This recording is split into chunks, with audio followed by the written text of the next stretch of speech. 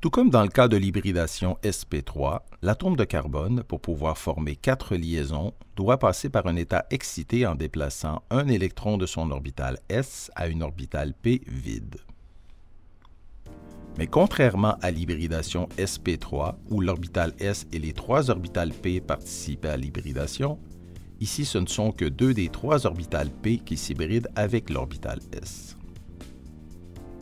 On obtient ainsi 3 orbitales hybrides sp2 permettant chacune de faire une liaison sigma et il reste une orbitale p non hybridée qui permettra de former une liaison pi. Lors d'une hybridation sp2, les 3 orbitales hybrides sont placées sur un même plan et séparées par des angles de 120 degrés selon une structure triangulaire. L'orbitale p est disposée au centre des 3 hybrides perpendiculairement au plan de ces hybrides. La molécule la plus simple, qui implique des atomes de carbone hybridés sp2, est l'éthène de formule CH2CH2.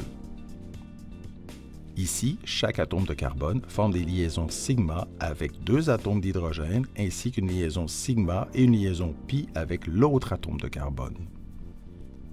Cette liaison pi se forme par recouvrement des 2 orbitales p n'ayant pas participé à l'hybridation.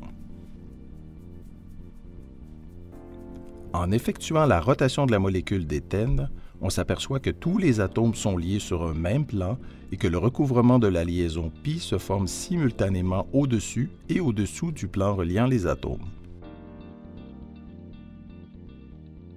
Un autre cas d'hybridation sp2 impliquant un atome de carbone est le carbocation CH3+.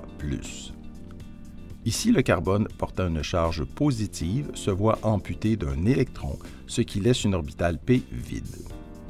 En effectuant une hybridation sp2, il reste encore une orbitale p non hybridée, mais qui ne contient aucun électron. Comme le carbone central de l'ion CH3+ forme seulement 3 liaisons et non 4, la disposition des liaisons sigma autour de lui reste la même, soit triangulaire.